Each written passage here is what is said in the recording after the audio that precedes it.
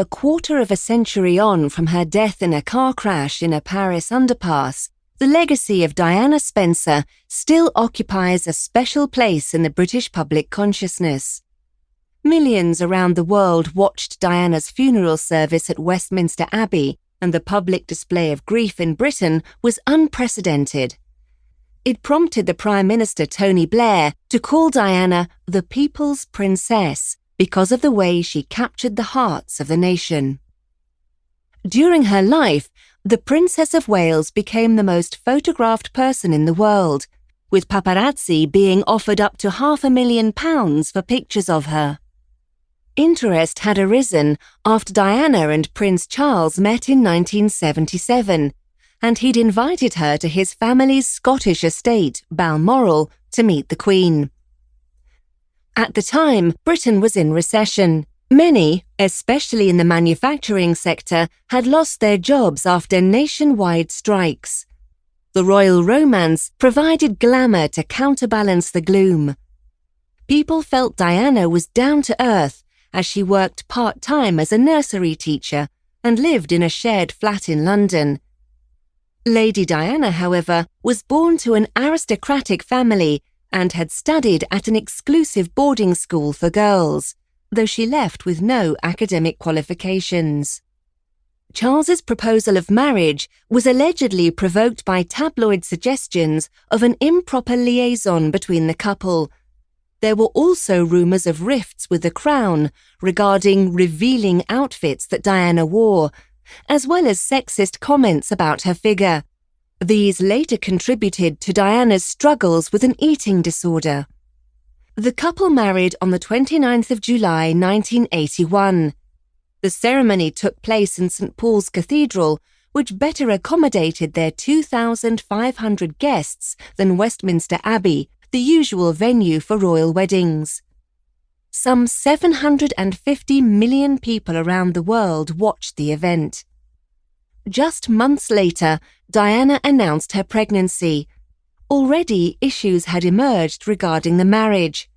Diana fell down a staircase at the royal family-owned estate Sandringham, an incident that she later said was a deliberate cry for attention.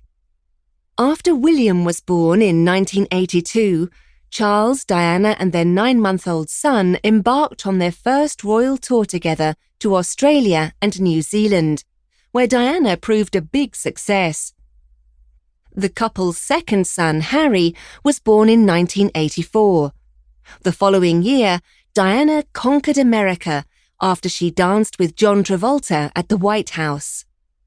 Thanks to her popularity, Diana saw a way to do good, even though it sometimes breached royal protocol. She became patron of many charities, including those banning the use of landmines, battling poverty, and addressing the stigma around mental illness.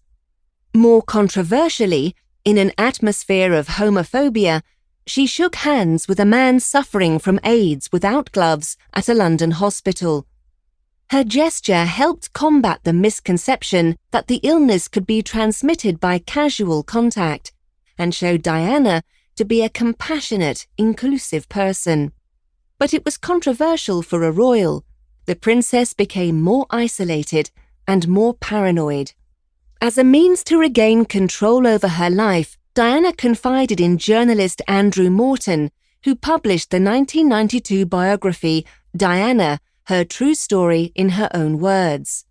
On tapes answering questions secretly sent to her, Diana described her difficult life among the royals.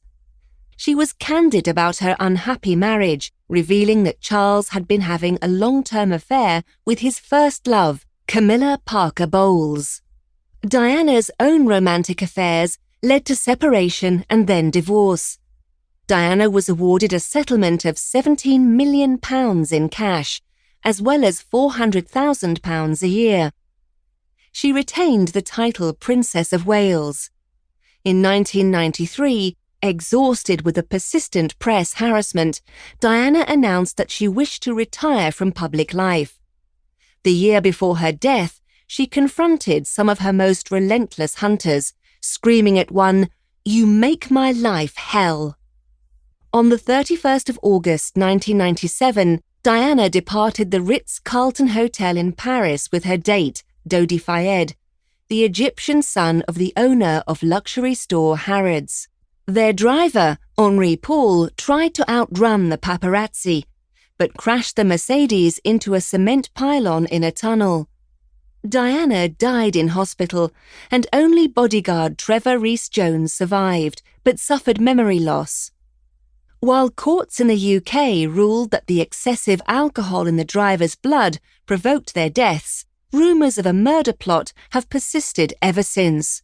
These rumours were taken seriously. In 2005, Prince Charles was actually interviewed by the British police as part of an investigation into Diana's death, but as a witness, not a suspect.